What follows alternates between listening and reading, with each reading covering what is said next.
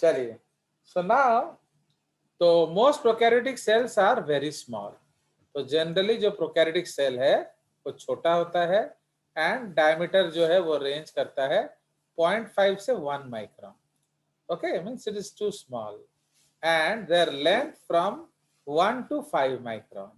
अगर वो सिलिंड्रिकल है तो अराउंड 5 माइक्रोन तक लंबा होगा। So their cell volume is only about 1,000 that of a, इसको ऐसे लिख देने से अच्छा होगा 1/1000 that of small eukaryotic cells and their length is about 1/10. Okay, 1/10. Okay, so ये 1,000 है एंड ये आपका 1/10 है। चलिए, now most prokaryotes are unicellular. तो वो यूनिसेल्यूलर हैं बट सम फॉर्म कॉलोनीज और फिलामेंट्स। तो कुछ कुछ लोग कॉलोनीज एंड फिलामेंट्स बना चुके हैं containing specialised cells. Now prokaryotes have several common shapes. तो आप तो जानते हो उसमें स्फेरिकल जो है उनको कोकस बोला जाएगा एंड जो रॉड शेप्ड है उनको बैसिलस बोला जाएगा। ओके, चलिए, तो इसके बारे में हम धीरे धीरे आगे डिस्कस करेंगे। नाउ स्फेरिकल, इसको फिर दोबारा लिखने की कोई जरूरत नहीं है। Now prokaryotic cells lack membrane enclosed organelles, so that we already know that prokaryotic cells do not have membrane enclosed organelles, okay, typical of eukaryotic cells. Thus, these cells do not have nuclei, mitochondria, chloroplast, ER, okay, Golgi complex, lysosomes, etc. Okay, इसको हम लोग membrane enclosed organelles बोलते हैं या endo membrane system भी बोल सकते हैं। ओके, तो you can call it membrane enclosed organelles या endomembrane system. Okay, so how will you define prokaryotes? So these are cells without any endomembrane system. But आज आप देखोगे बहुत सारे exceptions हैं. As I told you that this term is now totally bogus. ये जो prokaryotic शब्द है ना आज के बहुत बोगस हो गया है। तो हमारे लिटरेचर में आप देखोगे वो, ये तो अभी इंट्रोडक्शन चल रहा है। Now prokaryotic cells do not, ये हो गया, although prokaryotic cells does not have membrane or enclosed nucleus, it does have a nuclear area. उसमें nuclear area होता है, also referred to as nucleoid, which contains DNA. मतलब genetic material है but in membrane नहीं। The dense cytoplasm contains ribosomes. Okay, जो आपका cytoplasm है इन लोगों का, इसमें आपका राइबोसोम्स होगा। वी डिस्कस बिकॉज क्या है, because they don't have any organelles plus they don't have any membranes, membrane नहीं है। यस, प्लस उसमें स्टोरेज ग्रैन्यूल्स हो सकता है जो अलग अलग चीज को स्टोर करते हैं। Enzymes needed for metabolic activities may be located in the cytoplasm. Okay, although the membranous organelles of eukaryotic cells are absent, okay, in some prokaryotes cells the plasma membrane is extensively folded inwards. Okay, तो ये हम देखेंगे। तो इसमें क्या बनेगा, to form नहीं, ये टू फॉर्म। आज एक और सच्चाई जानोगे कि मीजोजोम कोई चीज होता ही नहीं है। देख रहे हो संकल्प बाबू, तो so many things you will know today, okay, that actually mesosome is a nonsense thing. Mesosome नाम का कोई चीज है ही नहीं, वो आज आप जानोगे। आज तो नहीं जान पाओगे, अगले क्लास में। Actually what happens, there is no mesosome in a bacterial cell, समझ रहे हो? तो जब हम उसको इलेक्ट्रॉन माइक्रोस्कोपी के लिए तैयार करते हैं तब उसका मेम्ब्रेन मीजोजोम बनाता है, वो बन जाता है एक, वो ओके, मेम्ब्रेन श्रिंक करके मेसोजोम जैसा स्ट्रक्चर बन जाता है।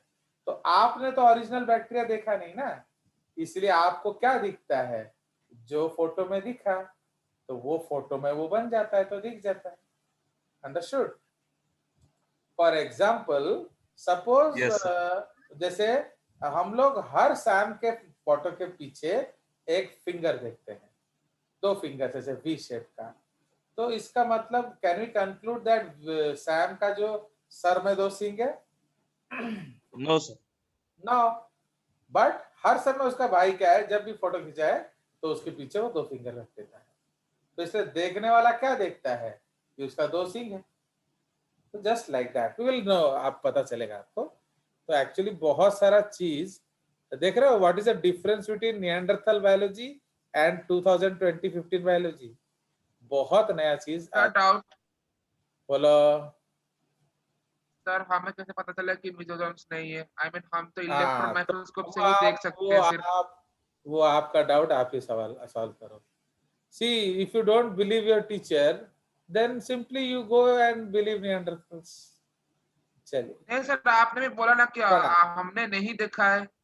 So, although the membranous organelles of eukaryotic cells are absent in some prokaryotes, तो to form क्या हम लोग क्या बनाते हैं? क्रोमैटोफोर्स। तो ये आपका क्रोमैटोफोर्स बनाएगा and respiratory structures, respiratory structures known as chondrioid। समझ रहे हो? तो आपका जो मेम्ब्रेन है वो फोल्ड करके क्रोमैटोफोर बनाता है। मैंने ग्रीन में क्यों किया बोलिए? बिकॉज उसमें वो क्लोरोप्लास्ट फोटोसिंथेसिस। पिगमेंट्स होगा। Yes, correct. And chondrioid is for energy. तो इसलिए क्रोमैटोफोर जो है वो आपका क्लोरोप्लास्ट बनेगा, कॉन्ड्रियोइड जो है वो माइटोकॉन्ड्रिया बनेगा। ठीक है। Enzymes needed for cellular respiration and photosynthesis may be associated with the plasma membrane or its folds.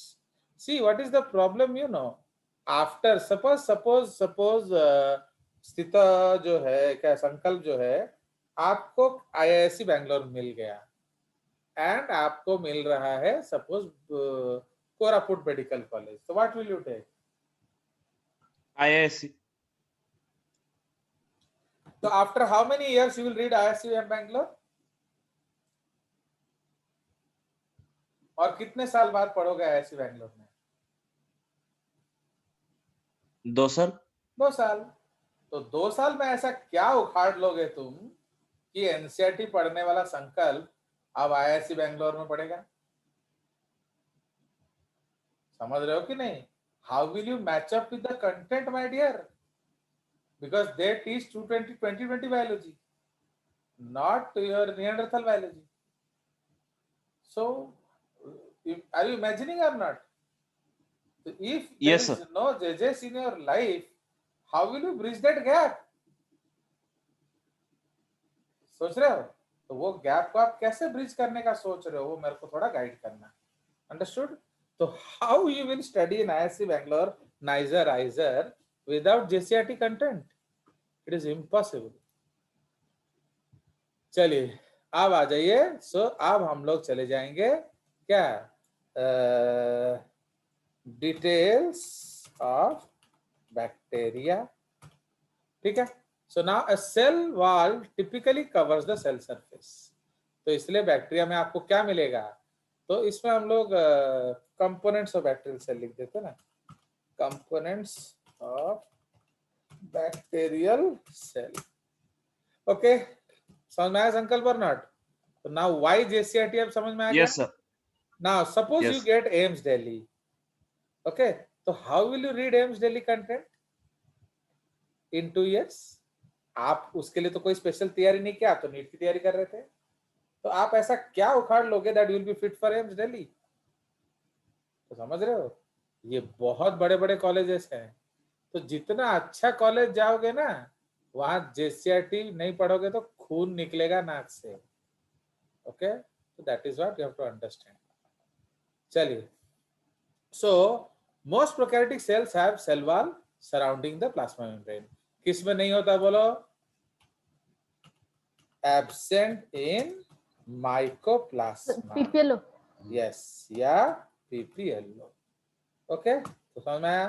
फिर इधर चला गया, टेढ़ा मेढ़ा हो जाने से गड़बड़ होता है। तो समझ में आया? तो इसलिए पीपीएलओ में कोई सेल वॉल नहीं होगा, but otherwise most of them have cell wall. ठीक है, इसको हम लोग भी कलर कर देते हैं। So they have cell wall. The cell wall provides rigid framework and supports, ठीक है, and keeps it bursting under hypotonic solution. Actually hypotonic solution क्या है? आपका जो सेल वॉल है बहुत पोरस है, पानी अंदर आ जाएगा। तो पानी अंदर आ जाने से क्या हो जाएगा? You will swell burst. करेगा सर। बहुत स्वेल You will करेगा। swell and burst. But why bacteria does not burst? Because of क्योंकि cell सेल wall. वॉल है। क्योंकि सेल वॉल है इसलिए वो बर्स्ट नहीं करता, वरना अगर हाइपोटोनिक में आएगा तो वो बर्स्ट कर जाएगा। समझ रहे हो? इसीलिए हमारा जो why do we have your salt and etc in your sweat? Just to give osmotic shock to organisms. तो जिसका सेल वॉल कमजोर होगा या जिसका जो सेल वॉल नहीं होगा वो सब मर जाएंगे, है कि नहीं? तो that is called osmotic shock, है? तो लाइक दैट। तो इसलिए स्वेट में हम लोग ऑस्मोटिक शॉक से मारते हैं। चलिए उसके बाद आ जाइए, most bacteria are adapted to hypotonic surroundings.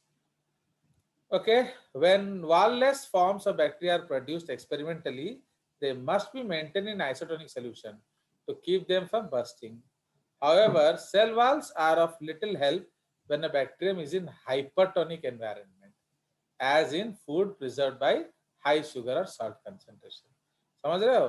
तो मैंने सेल वॉल आपको हाइपरटोनिक कंटेंट से नहीं बचा सकता है। तो उससे क्या, देखो देखो क्या है, what will happen in hypertonic solution बताइए? पानी एक्सॉस्मोसिस बाहर होगा, चला जाएगा, Cell shrink shrink होगा। कर सारा जाएगा। एक्सॉस्मोसिस हो जाएगा। तो जब सारा एक्सॉस्मोसिस हो जाएगा तो technically you will be plasmolysed, है कि नहीं? And so on. तो इसलिए एंडोस्मोसिस से बचा रहा है, बट एक्सोस्मोसिस से कुछ नहीं कर सकता। So for this reason most bacteria grow poorly in jelly, jams, fish etcetera. Okay, now the bacterial cell wall includes peptidoglycan. क्या includes? क्या is made up of? Is made up of peptidoglycan, a complex polymer, या इसको हम लोग लिखेंगे a heteropolysaccharide. Okay, heteropolysaccharide. Why heteropolysaccharide? It is not true, क्योंकि उसमें protein अंश भी होता है। That consist of two unusual types of sugars. Okay, कौन कौन से sugars बोलिए? Unusual types of sugar कौन कौन सा मिलेगा? NAG and NAM. नाम। Okay, NAG and NAM linked by short peptides. Okay, now the sugar and polypeptides are linked to form a single macromolecule that surrounds the entire plasma membrane. Now, differences in bacterial cell wall are of great interest to microbiologists. In 1988, Danish physician Christian Gram developed the Gram staining technique, जो आज तक भी इस्तेमाल होता है। सोचो कहाँ 1888 है, कहाँ 2021। तो till date this technique is in use. Okay, now so bacteria that absorb and retain crystal violet stain in labs, okay, ये हम पढ़ेंगे आगे, are called gram positive, because ये इस पे एक क्वेश्चन आएगा। whereas that do not retain when rinsed with alcohol are gram negative. Actually gram को हर समय कैपिटल जी करना चाहिए, ये लोग स्मॉल जी करती है। अंडरस्टूड? तो अगर जब धो दोगे तो जिसका रंग नहीं छूटेगा वो पॉजिटिव है, जिसका रंग छूट जाएगा वो negative. The cell walls of gram positive bacteria are very thick and consist primarily of peptidoglycan. Okay, इसमें बहुत ज्यादा peptidoglycan होता है। The cell walls of gram negative bacteria have two layers. उसमें दो layers है, a thin peptidoglycan layer and a thick outer membrane. Okay, तो ये दो layers होगा। ठीक है जी।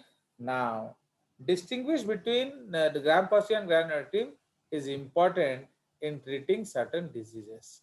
For example, the antibiotic penicillin interferes with the peptidoglycan synthesis.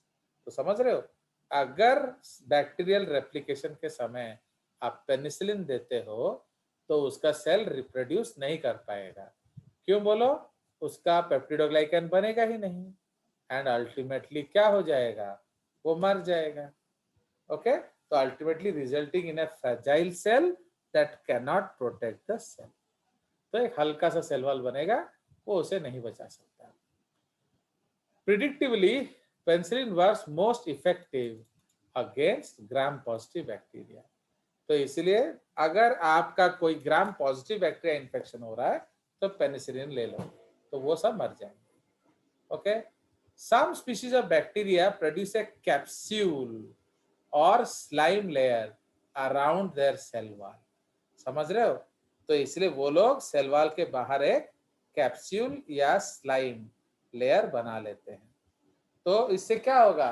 वो आपको वाटर प्रोटेक्शन दे देता है। ओके, कैप्सूल या स्लाइम लेयर, इसको हम लोग क्या बोलेंगे मालूम है? Glycocalyx. Glycocalyx. Yes. So that surrounds the cell wall. So in free living species, the capsule may provide the cell with added protection against phagocytosis. ठीक है? तो against phagocytosis by other microbes. ठीक है, दूसरे माइक्रोब से बचाएगा। In disease causing bacteria, the capsule may protect against phagocytosis by the host's WBCs. तो जो होस्ट का WBC आपको मारने आएगा तो वो उसको बचा देगा। कौन? ये कैप्सूल। तो कैसे बचाएगा? वो हम आगे पढ़ेंगे, ये इंट्रोडक्शन में वो सब नहीं पूछना है, बिकॉज हम लोग पढ़ेंगे ना सेल वॉल। ये अभी ये आपका एक्चुअली कह लो कि एनसीईआरटी प्लस कंटेंट है ये। ओके, तो ये जो इतना दूर जो जाएंगे ना आप पढ़ोगे स्कूल के लिए, जो स्कूल क्लासेस में इतना ही दूर दिया जाएगा। ये जो बाकी पन्ने देख रहे हो ना, वो नहीं दिया जाएगा। ओके, चलिए, सो जब पढ़ेंगे तब उसका डिस्कशन हम करेंगे। So the ability of Streptococcus pneumoniae to cause pneumonia depends on its capsule. अगर याद है, have you discuss the Griffith's experiment? याद है आपको? सर वो जो एक कैप्सुलेटेड और Yes, बिना the capsulated. S strain is the capsulated strain, है कि नहीं? Capsulated strain and is virulent. Okay, now R strain has no capsule, so non-virulent. आया समझ? तो अगर आप ये ग्रिफिथ्स एक्सपेरिमेंट पढ़े हैं तो यह आएगा आपको, वरना नहीं आएगा। ओके, तो ये इसको नहीं आएगा जो नंदिता लोगों को, बट आपको आना चाहिए अगर आप पढ़े होंगे तो। जैसे तो स्ट्रेन जो है ये कैप्सुलेटेड स्ट्रेन है, इसलिए वो विरुलेंट है। एंड आर स्ट्रेन जो है has no capsule, so non-virulent. Understand? Now, a strain of Streptococcus pneumoniae that lacks the तो वही चीज है, दोबारा लिख के फायदा कुछ नहीं है। Now, bacteria also use their capsules to attach to the surface of rocks, plant roots or human tea. तो समझ रहे हो? तो आपके दांत में जो बैक्टीरिया कैसे चिपकते हैं? यही कैप्सूल पे। Where they cause dental plaque. समझ रहे हो? तो actually what is dental plaque? The hardened bacterial capsule. Understood? तो some bacteria have hair-like appendages. उसको हम लोग पिलिया कहते हैं। Okay, hair-like appendages known as pili. या pilus singular. So these protein structures help bacteria adhere to one another or attach to certain surfaces. Okay, such as the cells they infect. So some elongated pill और भी pili था, elongated pili भी होता है. Some elongated pili called sex pili are important in transmitting in exchanging DNA between bacteria. ठीक है, तो वो आपका कॉन्जुगेशन ट्यूब बनाएंगे. अंडरस्टूड? तो जगह तो है, हम लिख दे सकते हैं. They help in the formation of the क्या conjugation tube. Understood? So they help in the formation of the conjugation tube. हो गया. अब what is the biological impact? So the lineages in bacteria and archaea are ancient, diverse, abundant, and ubiquitous.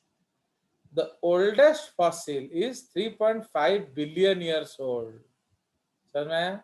तो ये the oldest fossil है आपका. Now उसके बाद क्या है?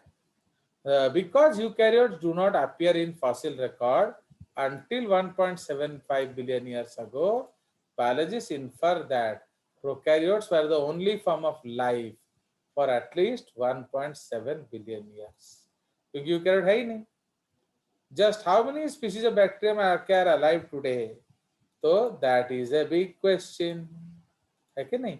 So although only about 10,000 species have been formally described, अभी से 10,000 है, it is virtually certain that hundreds of thousands exist.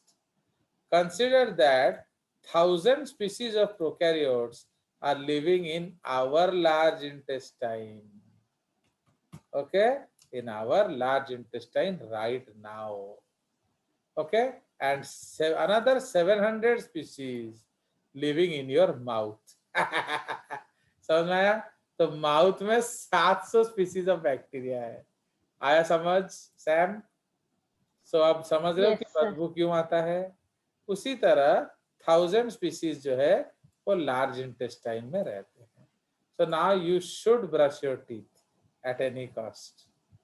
The well-known microbiologist Norman Pace points out that there may be tens of millions of different insect species, but notes, if we squeeze out any one of these insects and examine its content under the microscope, we find hundreds or thousands of distinct microbial species.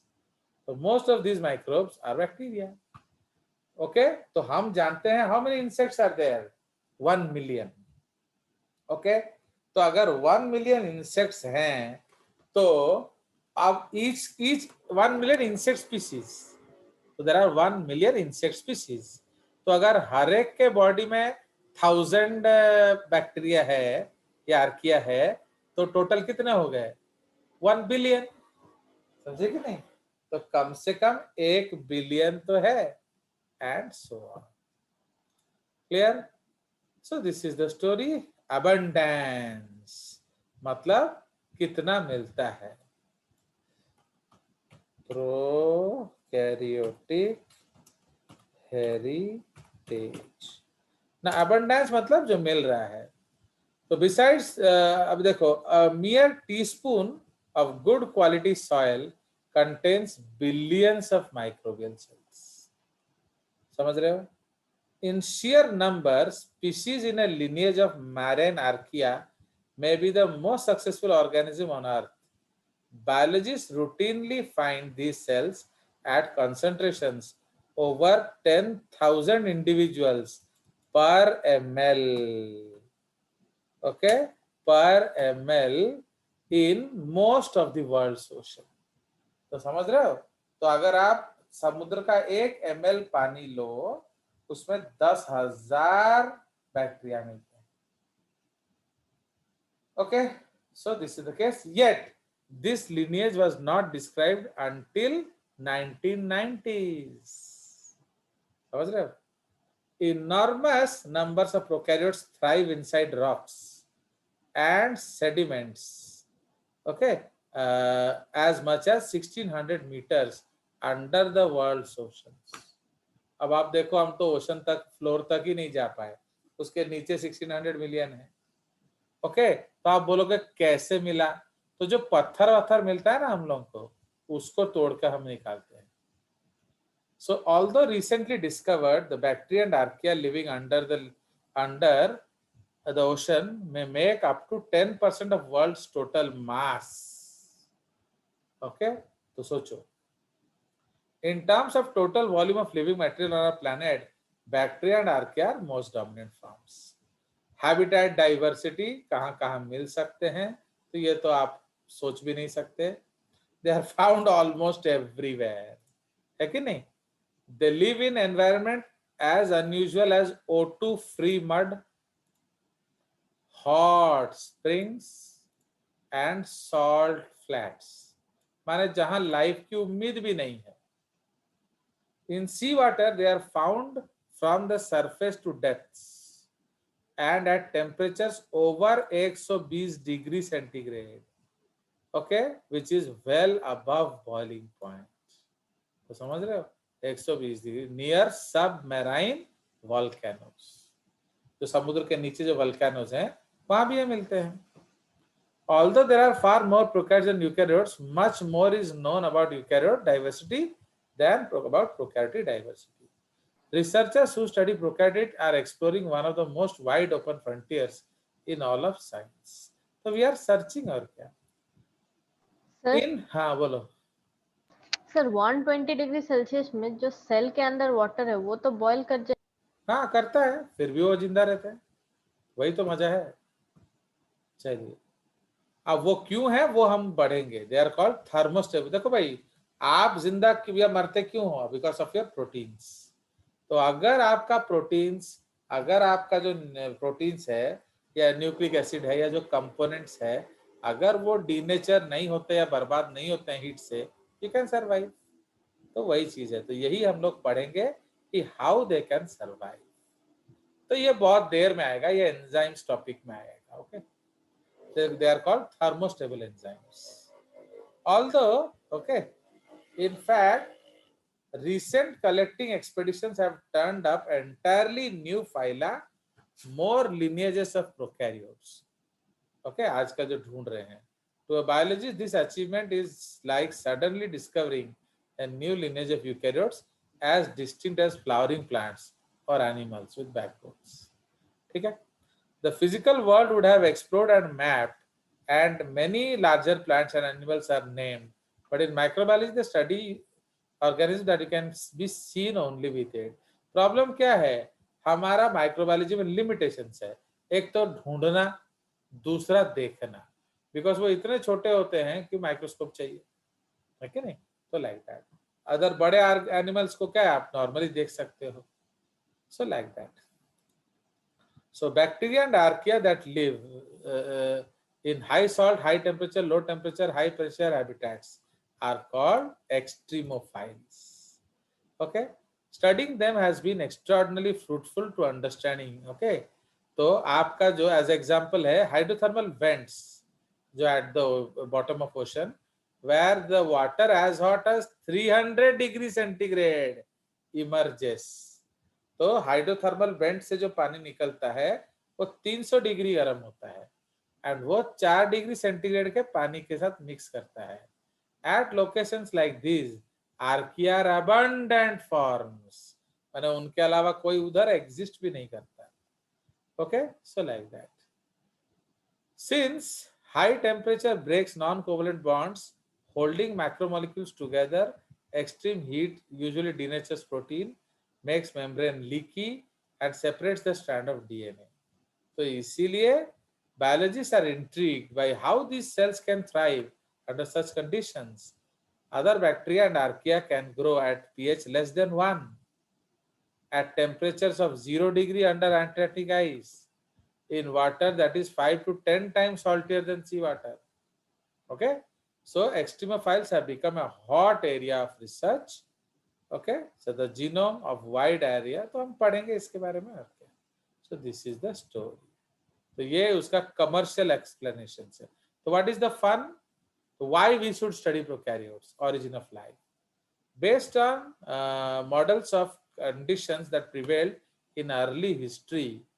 it appears likely that the first forms of life lived at high temperature and pressure that lacked oxygen.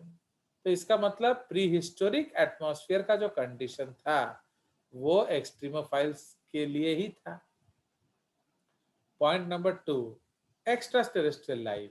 जब वो ऐसे अभद्र conditions में रह सकते हैं तो space में भी रह सकते हैं. तो ये रिसर्च के लिए हम लोग उनको यूज करते हैं. ओके. एंड कमर्शियल एप्लीकेशंस, तो जबरदस्त कमर्शियल एप्लीकेशन जिनका होता है, जैसे टैग पॉलीमरेज.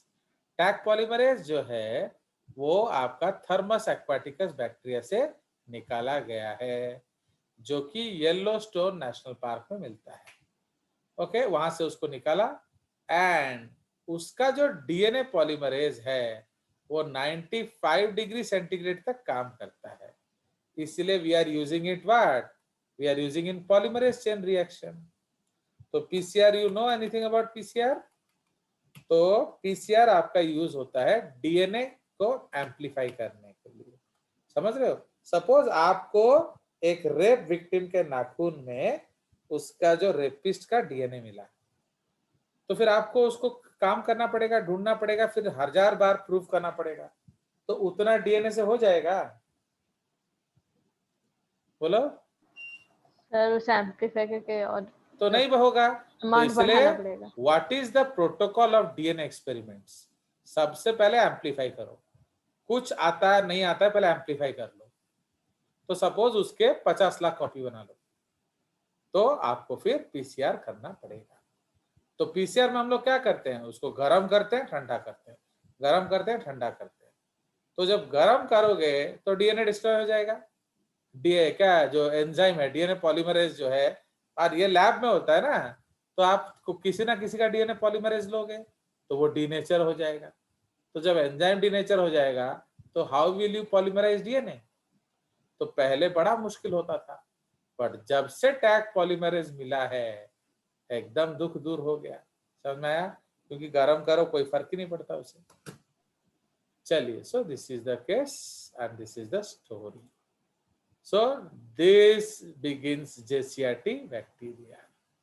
तो इतना ही आप स्कूल के लिए पढ़ते हो, सैम माय डियर.